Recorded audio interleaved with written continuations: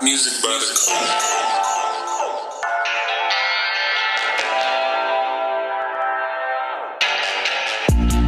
Cool. And welcome to Yes, That's My Kid podcast. And we realize you could be anywhere in the world, but you're here with us. I'm Asia, he's Anthony, and in the room we have our producer, Jacob. Now, what you will hear on this podcast are conversations centered on parenting, childhood development, and the nuances of raising our mixed children. But listen, we are licensed therapists. Anything. We're not giving you advice. If you hear advice, sounds like advice, I mean, do what you want to do, but we're not telling you to do it.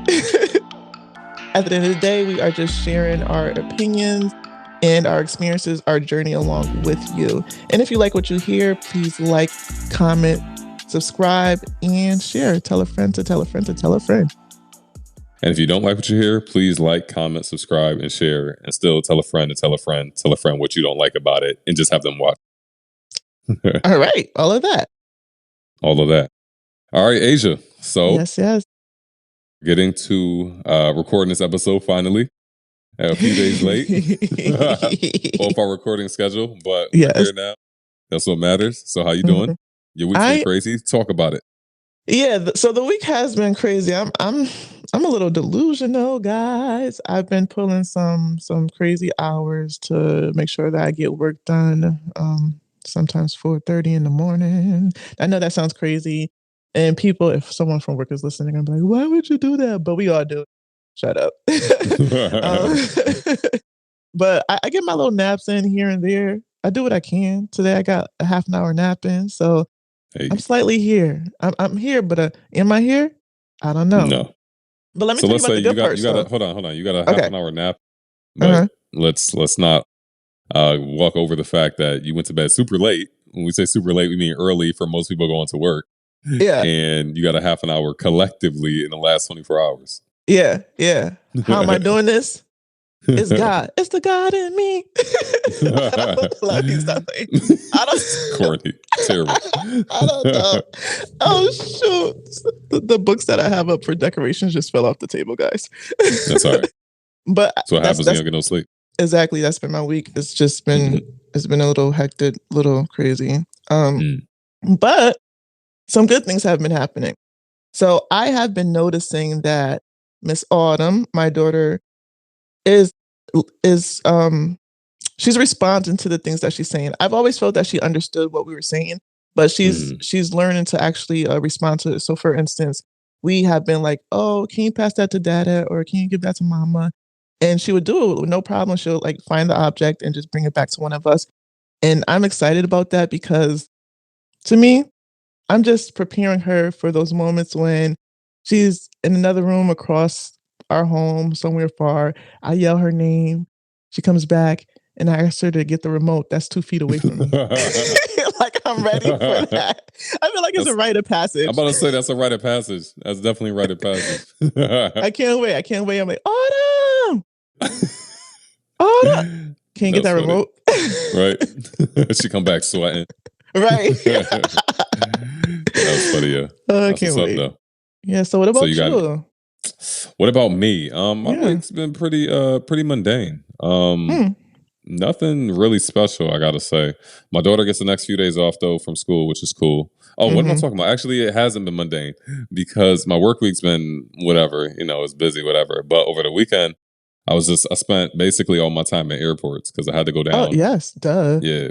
So because we moved back in August and I left my cat with my mother back in Connecticut. So I basically spent all weekend in airport. So I had to go down on Saturday, had to get a connecting flight, went down there, chilled at Jake's crib, got up with you, came back Sunday. My flight left around 3, but I was at the airport since like 12 and then had a connecting flight in North Carolina and came back here, probably got here like close to 8. So it was literally just hours in the airport. So I was drained on Monday. Sunday night I was drained and I just needed to get some sleep on Monday. Yeah. But that was what's your cat's name for the people who like pets? Not me. Oh, you can't stand pets. I didn't realize you didn't like him like that. So you saw him on Saturday. I know. My cat name is Simba. I got a cat and a dog actually. A dog named Teddy and cat named Simba, but they're both dope dogs. They're both dope dog and a cat, so they're cool. Cat They're dog. super laid back. Yeah, Cat it's not dog, that cat I hate pets. I didn't grow up with any pets, so I don't have a natural love for them. Like some people Yeah, just love it. And I think what else uh does not help my case of liking pets is that people tend to like animals more than human beings. Like that's a that whole fact. Harambe situation. You gotta get And out so of here with that. that Don't just don't like bring that up. I'm just Get saying out of it here just with make me that. be like, I hate animals, and it's like Facts. It makes you go harder towards it. Like, man, I got exactly. you, man. Snap Exactly. that. Yeah. Don't get me started on that one. but no, my dog, my cat, and my dog are super well behaved. But so let's follow that topic. Well Okay. behaved. Okay. So let's talk about discipline in Hmm. regards to our kids. So what kind of discipline methodology would you describe that you follow? You and your husband follow? If they are the same or if they're different. Okay. So I believe that we strive to be on the same page. We definitely talk about what we should do with Autumn and how she's behaving. So first I would say that we definitely try to reach or approach our discipline methods from a stance of patience. Hmm. I definitely try to. I find that I have more patience than my husband. He can get irritated while I will sit there, even while Autumn's just crying, crying, crying. I would be like, okay, like just what's going on? What's happening? Let's try to like figure out what's happening with you right now. Do you want this? Do you want this? Do you want that? I just try to figure out what's happening. And I know after a short while, he's like, nah, I can't do it. Like he's tapping out. But he tries. Yeah. And I think that's important to just like take a step back and know that at this moment, especially with her, as much as we're getting frustrated, she is as well, because just like we can't really communicate to her, she can't communicate with us. Like she's trying her Yeah. best to tell us things That's true. and we don't understand. And in the same way, we're trying to tell her things as well. And she's like probably like, what do you want me to do? You know what I'm saying? Yeah. It's the same for both of us. So I That's a think fact. that at this point, and hopefully it will carry on throughout our parenthood, we just have patience with one another and with our child. Yeah. No, I think that is a super respectful and effective way to kind of parent. You know, it hopefully won't relay like any traumatic experiences Hmm. or give them any like tics of like flinching a lot and stuff like that. So I think that's no, for real. Flinching. People, yeah, no, you never seen that. Like But from I'm not being gonna. spanked. No, I'm not even gonna say like people. Uh, I'm not gonna say specific names, but like mhm. people have like dealt with things from constantly like being yelled at, where they Mm, kind of like flinch. As mhm, adults, they kind of like flinch whenever there's like tension or something around. Because I mhm. don't know, I'm not a therapist, but it somehow makes them react and sends them It's back to their triggering. childhood. Yeah, Yeah. triggering very much so. So no, I think that's a very good way to approach it for sure, especially as like a young kid. Mhm. So my wife and I approach. So interesting thing that you said that you're the more patient one at this stage, and your husband is more less patient at this stage. It was Mhm. the other way around for my wife and I. So Amy was way more impatient than me at this Mhm. age, at the age of your daughter, like one ish. Yeah. Prior to that, and I was way more patient. With my daughter now, I'm way less patient because I know that she knows what she knows. So if Right. she's not doing something I know she knows, I'm like, I don't got time for this. Like, what are we doing? Like, Mm, stop mhm, acting like that. mm, While my wife gives her a lot more grace and leeway, but I would probably describe our parenting, our discipline methodology as like communicative and just talking through things. mhm, So the way we approach it as is kind of like a holistic approach. So our discipline methodology falls into our parenting methodology, which falls into our marriage methodology. Just kind mhm. of keep everything like synergetic. Right. So that way it's not like you gotta like change up, you know what I mean? Or try Mhm. switch up on roles or anything like that. Like everything is just very harmonized. We try to do that at least. It's not, it's not perfect, but we try to Right. do that and keep things just in harmony like that. So we definitely operate more so on the like talking aspect. So I'll say we were super blessed because she didn't do a whole lot of like things that caused us to discipline her when she was younger and even now. Mhm. But there are instances in which she does act up. and then we sit down and we'll either, depending on how severe it is, we'll send her to her room or whatever that may be, and then we'll have her come back out and we'll talk to her and tell her exactly why we did what we did. Yep. But I like that. it's never the disciplining for just the sake of disciplining. It's Yeah. always for a purpose. In those instances where Anaya has given you guys a bit of more trouble than she normally does, and you find yourself to be frustrated, how do you tend to handle that? Like, is it like you said, you just send her to her room? Do you ever find that you yell at her as a result of your So frustration? yeah, no. So I'm not much of a yeller. Okay. So I don't really yell at her at all. My wife doesn't yell at her. When she was younger, I think we probably raised our voice more frequently. But then there was like I always I would envision who I wanted to be in terms of like a father, Okay. and then I'll try to replicate those actions. And I never Are wanted these to be TV that. dads? Yeah. Okay. And I never wanted to be like that type of yelling father. So I would just replicate to a degree, like, all right, if I'm the person that I want to be, how would I react in this situation? So that's how I would kind of go about kind of reprimanding my daughter. But like I said, she hasn't really done much. And honestly, so my daughter went to a Christian school since she's been in school, and she just started going to a public school. So literally every single time she's done something, which hasn't been that often, every time she's done something that she probably shouldn't have did, she confessed. And she would come tell us. Like before she swore under her breath, and she told us like 2 days later. She came to us crying, and she was like, the other day when you told me whatever, I said a bad word. I'm like, what is it? And she's like, I said shit. And she was crying her eyes out. Oh, And then another goodness. time we told her not to eat some candy, and then she ate some candy. Like yeah, she ended up eating some additional candy.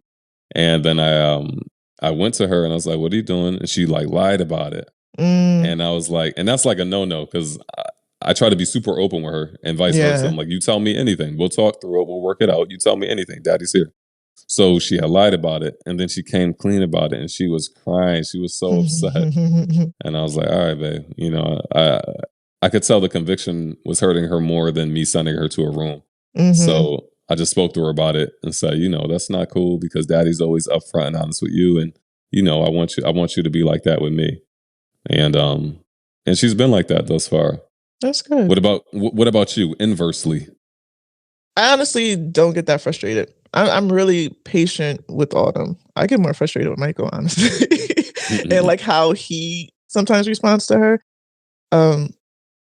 And I could just, I could get tired of her crying, but I can still be there. Like, come on, I'll start singing because sometimes she likes me singing. You know, I got that voice. I'm a liar, but but I really will just try 100 things before I'm just like, like I just don't respond that way. But I have seen Michael like pop her on the hand one time, and I was thinking like, at first, like pop her on the hand, like, okay. Why'd you do that? And before we had Autumn, we had discussions about spanking. And I remember we had a discussion with his sister one time, and I was going hard. I was like, "And nothing wrong with spanking. I was spanked when I was little. Look at me, I'm fine, right?" And they're like, "No, you shouldn't do this, right?" Like a whole bunch of stuff. And I think I just went harder because it's like, I'm fine, right? That's how I was like talking to them about the situation. But now that Autumn's here, it's like, I don't really think there's ever a scenario where I feel as though I would have to hit her in any manner. Like, why? So I started to think, why do people even hit their child? Why do they hit their child? Right? I know why you might hit other people, but why do you hit your child? And I think it's out of frustration and not being able to communicate and not being able to express yourself. And I don't think that you should be hitting another person because, especially your child, I don't think you should do that because you're upset with something. You want to hit them and take your frustration out on them. That doesn't really make sense to me. And then I remember in passing, I've read like, so where did the spanking come from, right? And even though it was, I think it originated, I read an CNN article, originated prior to slavery, right? A lot of beatings did occur during slavery, and it seems as though we like picked up that trait Mm, and just passed it on to our children, our yeah. descendants, because those are the actions that happened to us, and we responded in a certain way out of fear, right? That was the Yeah. goal, to be fearful and do whatever they wanted so we would not be hit again. And it seems like we do it as Black people, African Americans in particular. This article said that African Americans beat their children more than any other race. And I kind of think it's because it stemmed from slavery. So when I think about that, Hmm. it's like there's no need to ever hit your child. I believe there are probably, I don't know, 50 other mechanisms you can try before Yeah. resorting to spanking your child. Yeah. I feel you with that.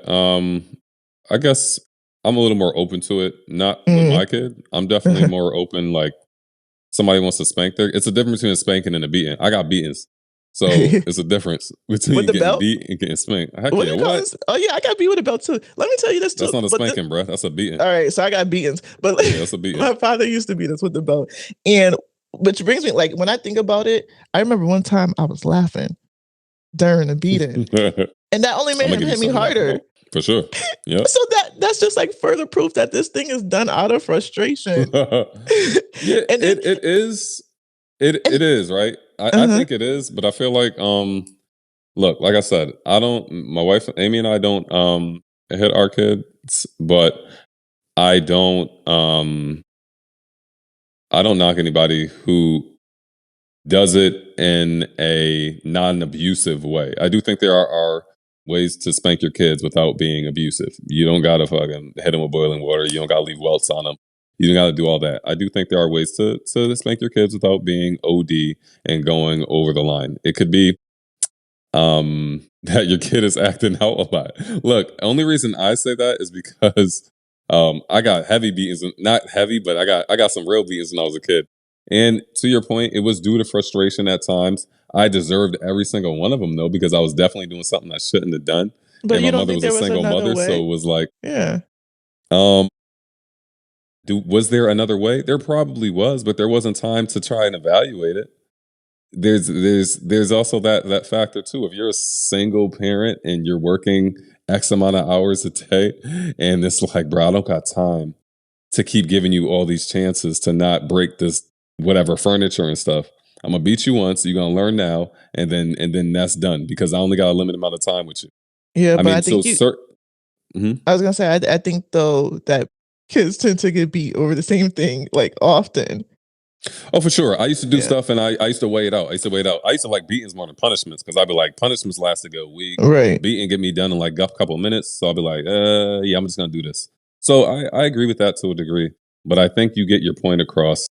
Like I said, I'm not an advocate, but I'm not going to stop somebody if I see him in the grocery store giving their kid a quick that pop ain't my out. business. I'm never That's what I'm I'm saying. never stopping anyone. I'm never stopping anyone. I don't really judge anybody. For me personally, that's not what we do. But Yeah. but I don't I don't know if I I think some judge people anyone. I think that as I've grown, I just feel like it's kind of necessary. So yeah. for me, my dad used to, I guess, beat us since he used a belt, but my mom never actually spanked or beat me. There was only one time my mom hit me. I remember it. She was. This is. I'm gonna tell you what happened. She was with my cousin. I forgot what the conversation was about, but they were making fun of me.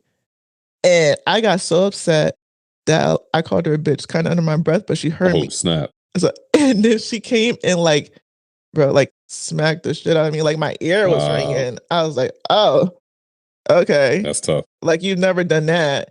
And I think it's just because she was embarrassed because my cousin was there. And my cousin was like, you gonna let her talk to you like that? Gassing her up. Hold me back. Right. That's not funny, minding her business. Right. Nah, that's funny. But even in that situation, like I said, I just think she was embarrassed. And rather than having a conversation with me, it was like, well, why did you say that to me? And I could have been like, well, why are you making fun of me right now, mother? Like, it does not feel good. No, I understand that. That's hey, I don't think you're wrong for thinking that there are obviously a million different ways to communicate with kids in a much gentler manner. than a spanking. So I agree with you that there are certainly other outlets to choose from. But yeah, I don't know. I don't recommend it, but if that's what some people go with, as long as your spanking is not abusive, then I mean that's your outlet and When way is to a handle it. spanking not abusive? How I mean, how do you? because there's levels of it. It's like if you're relieving welts, then I think that's pretty abusive. If you're just giving them a pop to get their attention, Mm, then I don't think that's abusive. I think there's there's levels to it. It's a I wide guess. spectrum. It's a wide spectrum of versus spankings versus beatings. Yeah, but I think that's interesting that you say that because even earlier when you were like, someone yelling at you can have you respond in a way where you flinch, right? I Hmm. think it's kind of similar when you about to get hit, you like, oh, Hmm. whether or not it's like a light tap or Yeah, a heavy slap across the face, because sometimes you don't even know what it's going to be. It might look like one thing and turn out to be another. for sure. But I definitely think that getting cracked in the head with a tennis racket would make you flinch way more frequently than if you got tapped on the butt by your parent. Like Pat, I Sure. mean, I Yeah. would be more affected by getting hit with something much harder Yeah, versus but do just you think getting a it ever quick pat. turns into so like when children are small, it probably starts as a pop, right? Because it's like, Yeah. hey, little attention. But when you realize that's no longer working, do you hit harder? And do you continue to hit harder until you feel like you're getting the response that you want? And then, Oh, and does it I'm sure become that abusive? is the case. In certain situations in which that it would progressively go further, I'm sure. Um, but yeah, I think at some point it does become abuse. Doesn't matter how much pain they can take. It's levels of what you're doing. I'd certainly think that's still abuse at that point for sure. Okay. So yeah, so when Anaya was young, I did give her pop how on her butt. I probably gave her like 3 times, and that was when we was at like a grocery store, and she was just tripping, like Mm-hmm. tripping, you know, throwing a tantrum at a grocery store. And my wife and I aren't really the type. We don't make threats. We just Mm-hmm. say, all right, like you know what's gonna happen if you do this. Mm-hmm. So I think I gave her pop how like 3 times, but then I was like, no, I don't want to do that. Primarily because my cousin gave me the perspective of that girls can equate that to a future relationship because Mm-hmm. a father hits them or something like that or spanks them. They can equate that in a future relationship. So I was like, all right, going back to mitigating anything, let's just not let that shit happen. Mm-hmm. So that stopped. But we also, I think that a difference between, I shouldn't say a difference, but one thing that we do is like, we just, like I said, we don't make threats. So we could be at a wedding, we could be at a birthday party. If she's acting up, all right, bet we're out. There's no, okay, if you don't do this, we're gonna leave. Now it's like, no, you Mm-hmm. know better. All right, bet we're out. Like, cause you tripping. Mm-hmm. Yeah, Yeah, my father used to do that too. Like even in yeah, restaurants, yeah. especially Anywhere, whether literally, no matter regardless if if we we paid or ordered or not, not. Yeah, for sure. Oh, word. we're Oh, out of we out there. Yeah, for sure. same. Yeah, And I think I would probably do the same thing. Like yeah, that's the cause and effect. You act up, you don't get what you want anymore. for You know what I'm sure. saying? That there doesn't have to be a threat. This will actually happen. Yeah, no, I agree with that.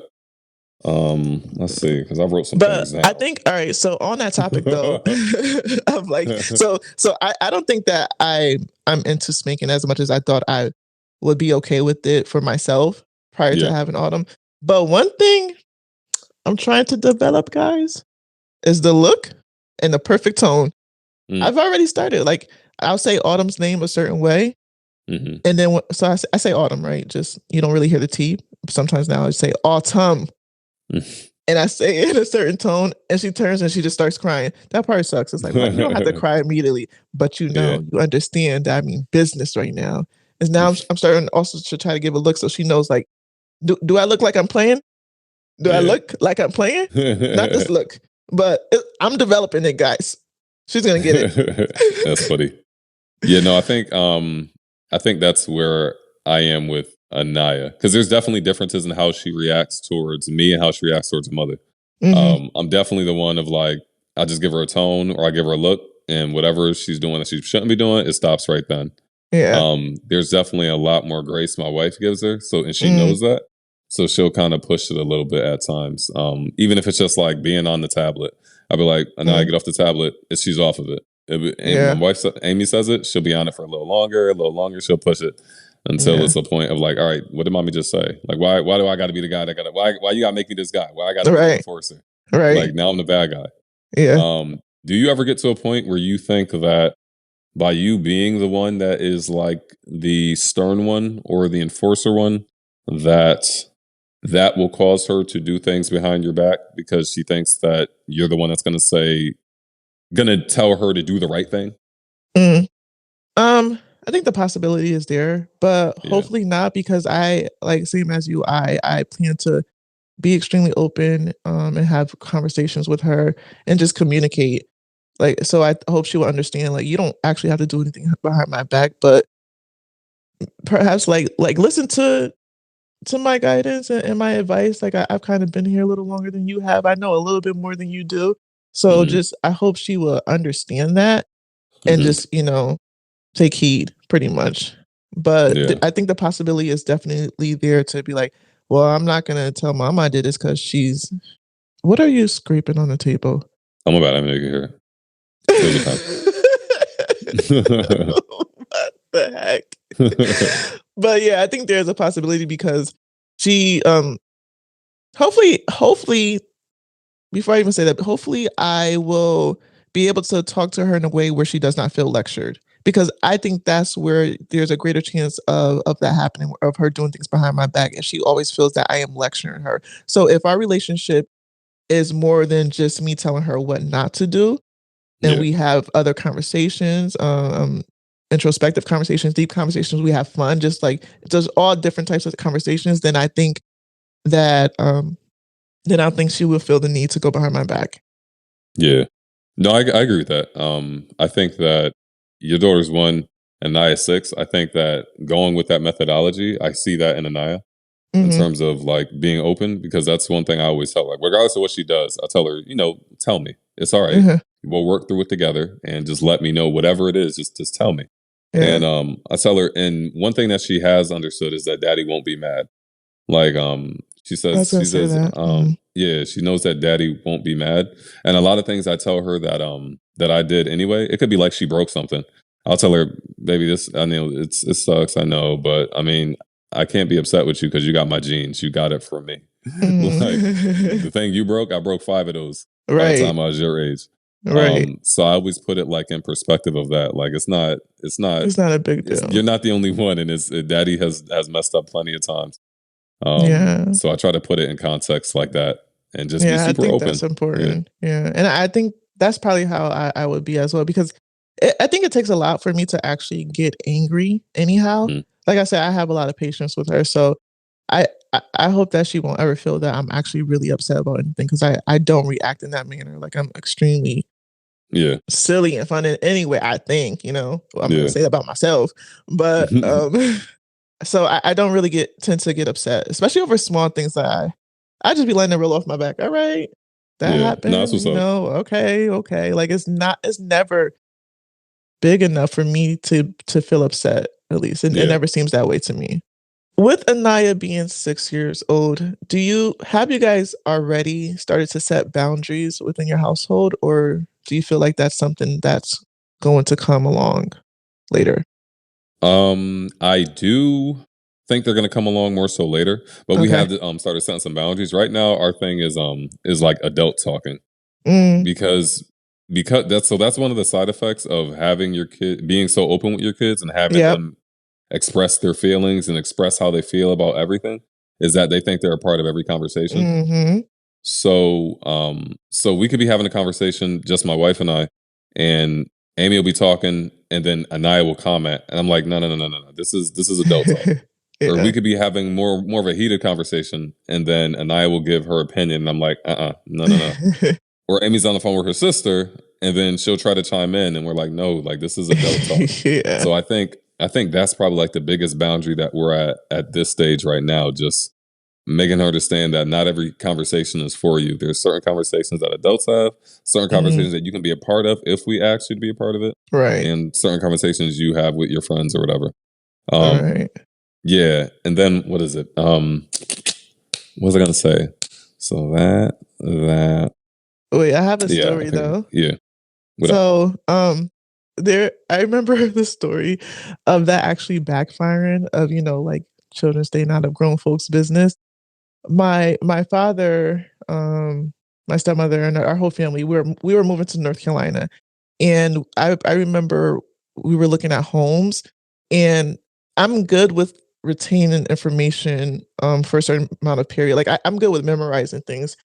So they were talking to, I'm assuming this person was a realtor, right? It was my stepmom and my dad. They were talking to them, and I was just like in the middle, just listening, right, observing. I don't know. I don't know. I was being nosy. I'm nosy, so I was Mhm. being nosy. Yeah. But he was actually giving them directions to another place. I don't know what the destination was, but he was giving them directions to it, right? Yeah. And this is before GPS. We were using MapQuest for things. And we got in the car and they did not remember the directions. Oh But I snap. had remembered the directions up to the point where they told me to leave because I was listening, but they was like, Asia, get out of here. So Oh I wow. was like, oh no, I gave them directions. He said, like, oh, go straight, you take a right when you see this landmark, and then you take a left. And they like, oh, and they said, okay, what's next? I was like, I don't know, you guys told me to leave. Ah. Y'all told me to stay out the grown folks' business. That's So they were like, funny. what's your smart mouth, right? Right? They should have known you were smart though. That's a problem. Right. I They was didn't like, trust your intellect. yeah, I They was like, should have. well, you guys told me to go. I Now y'all went. lost. Now we Exactly. lost. Nah, that's funny. That's a good one though. But all right. So can I get to dad joke? Do it. Do it. Do it. Dad joke of the night. Dad joke. Yay. This about to be stupid. All right. How do you get a country girl's attention? How do you get a country girl's attention? I don't know, with some boots on or something. No, maybe. No. I'm not sure actually. A little But- lasso.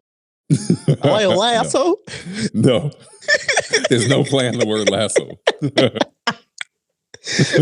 I just want to say a little country accent. A little I lasso. know. Okay. I know. It was terrible. Oh. Got it. You attract her. Attractor. Get it? Attract her. Don't. You said boots and a lasso. No, I thought you had a good one. You were really excited. That was a good one. I thought you had a good one. Attractor. Like attractor. You know. I get it. You don't have to keep telling me like what. I get it. Attract her. You get it? So play off of it. All right. Well, this is Yes, That's My Kid podcast. Yes. Thank you for watching and listening. We definitely appreciate you guys. And the numbers have been going up. So hearts to everyone out there.